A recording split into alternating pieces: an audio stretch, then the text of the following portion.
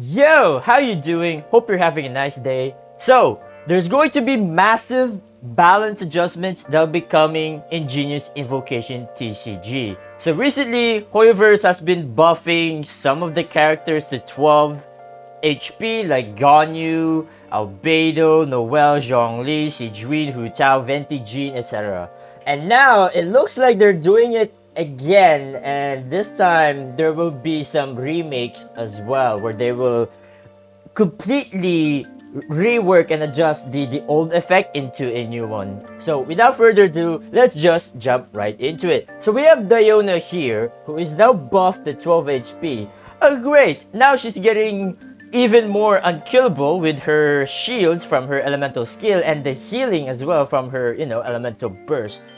And yeah, combine this with the Capitano Arcane that gives plus 4 max HP. Yeah, that's gonna be crazy. I can't wait.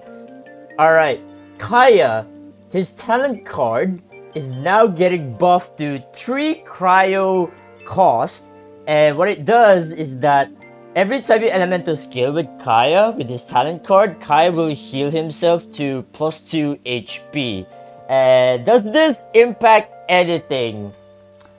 Probably in the old version in Genshin Tcg, but for now, probably not. But who knows, maybe in the near future, we'll see more Kaya stall shenanigans once again.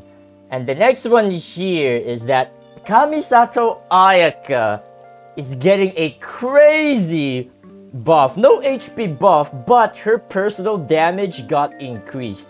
So now, when Ayaka got her Cryo Elemental Infusion, the moment you swap into her, her normal attack will deal additional damage. It can only happen twice per round.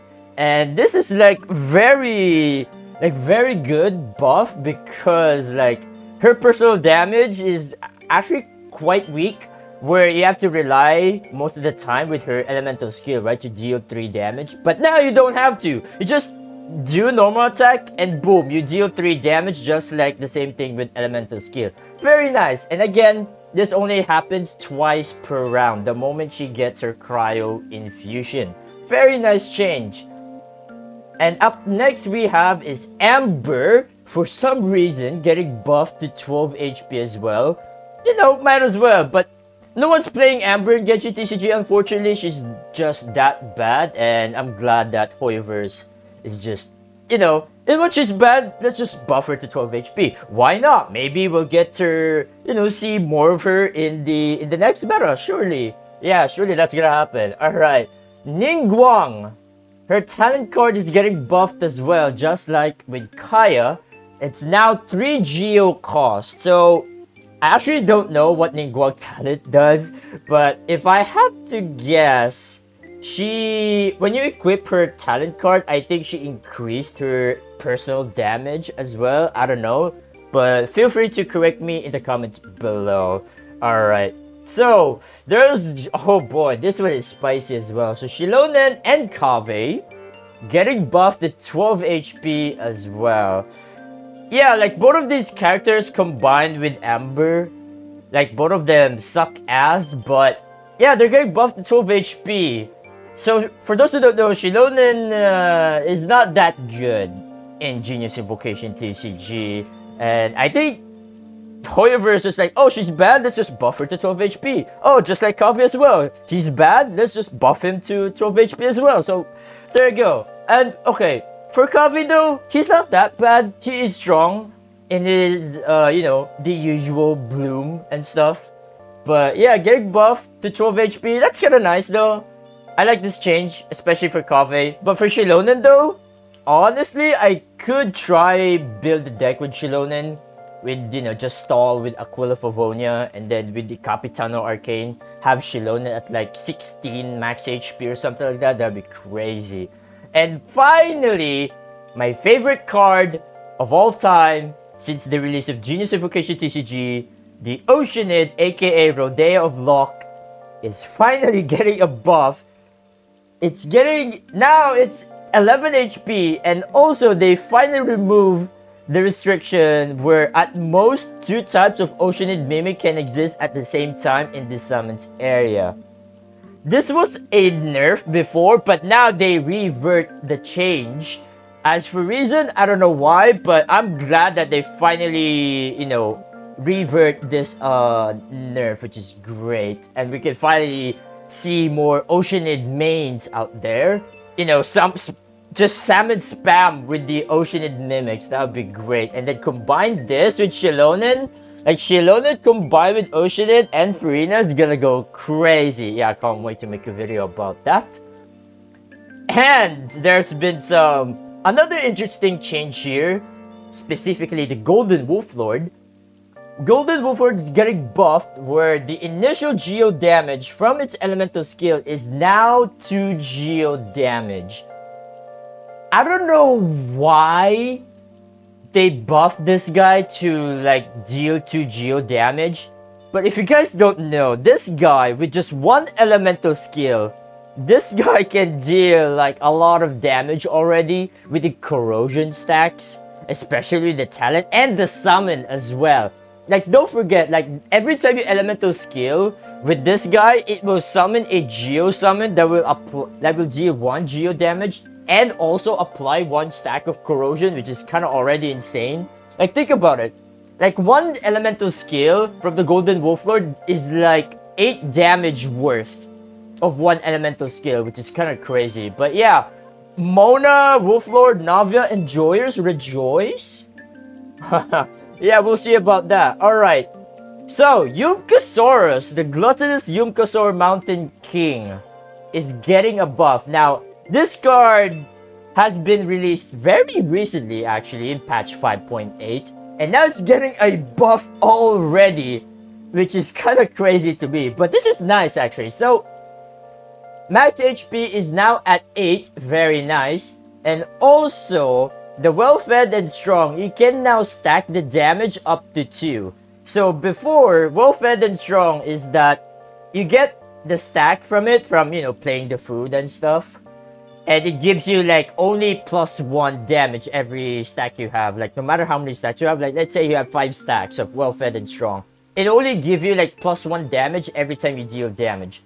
But now, if you have 2 stacks of well-fed and strong, it will like give you +2 damage. So your normal attack will deal +2. It will like deal 4 damage. Elemental skill as well, 4 damage.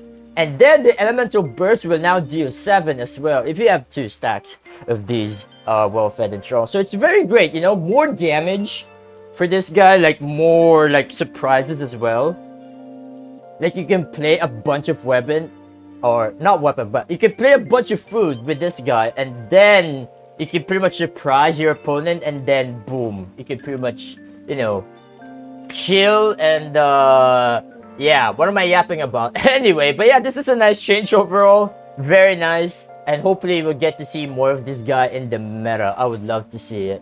Alright, now we're moving on to the artifacts. Now, there's going to be massive reworks, what we're gonna see here moving forward with the artifacts and then the locations I'm about to discuss. So the Amethyst Crown, the Dendro artifact, is now buffed to 0 cost, and its reworked effect is now that after an opponent takes damage, if this damage is Dendro damage or triggers Dendro related reactions, gain 1 crowning crystal max 2 stacks.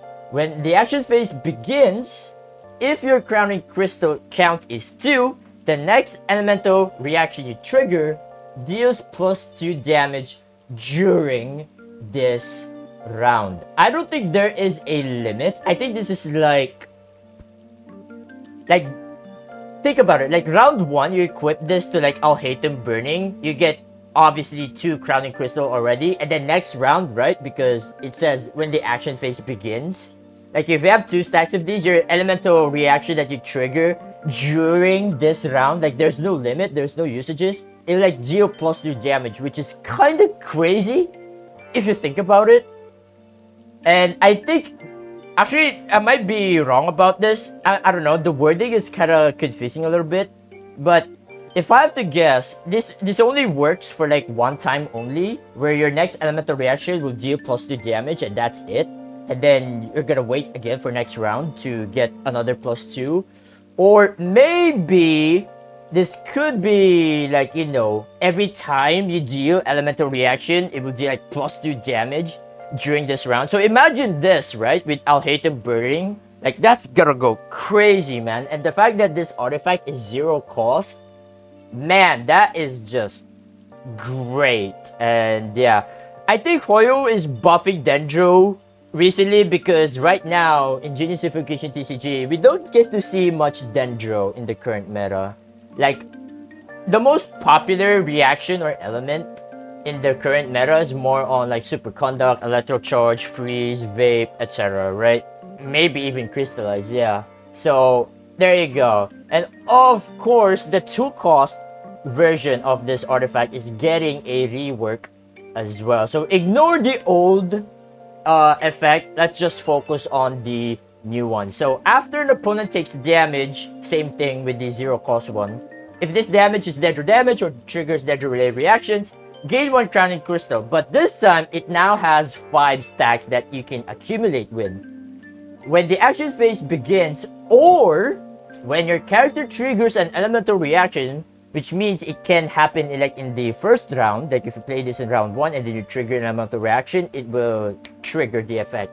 If your crowning crystal count is 5, create 1 Omni element and draw 1 card. It can happen twice per round. Now, my thoughts about this card is that this card for 2 cost, this is 2 cost card by the way, it's literally a downgrade. Whereas the 0 cost, it gives you like +2 free damage, and then this one doesn't give you like +2. Like, where's the +2 free damage? It's not here. Like, there's no mention in here. It's just that it just gives you 1 Omni element and draws 1 card. That's it. Like, come on, man. Like, come on, Hoyoverse. This is not how you do it. But if they include the +2 damage in this one, I would let it slide. Like, for 2 cost artifact, it's great. But the fact that there is no +2 damage, and the fact that it only gives you like 1 Omni element and draw 1 card is just, yeah, I don't know about this, man. It's literally a downgrade. It's not even an upgrade. But yeah, let me know your thoughts about this one in the comments below. Alright, so here we go with the massive balance change that we all been waiting for. So Dawn Winery, first and foremost. Dawn Winery, or people say Yawn Winery, because every time pro players play this, yeah, expect a lot of swap stalling. So yeah, Dawn Winery is getting nerfed to 3 cost now, 3 unaligned cost. And dude, there's been a lot of hot topic debate surrounding this one. There's a lot of people who are proud with this one, and then there's some people who are not proud with this one. Personally, I'm kind of proud that they finally nerfed Dawn Winery because number 1, this is good for a viewer experience. Like, if you're watching Genius Unification TCG, this is good because there will be less swap stalling in tournaments. Because again, swap stalling is very boring. Like, we already witnessed this back in January during the Ponta Cup Season 2 from the official Chinese tournament. So yeah, no more swap stalling. But then again, Dawn Winery is what makes stall and other combo decks really good. But now they butchered it. Now they make, stall and some combo decks even worse. But then again, we have the other locations here that we're gonna discuss about that could potentially compensate the nerf of this Dawn Winery. So let's talk about this one, your Grand Narukami Shrine. It's getting a massive rework. So it's now 3 costs as well, just like with Dawn Winery. But now, its new effect is that after your character uses a skill, if the total number of elemental dice is odd, create 1 Omni element twice per round. Grand Narukami Shrine is now a permanent location. It doesn't have usages anymore. It's literally a permanent Paimon, if you think about it. Like, with Paimon, you need to play 3 dice of the same element.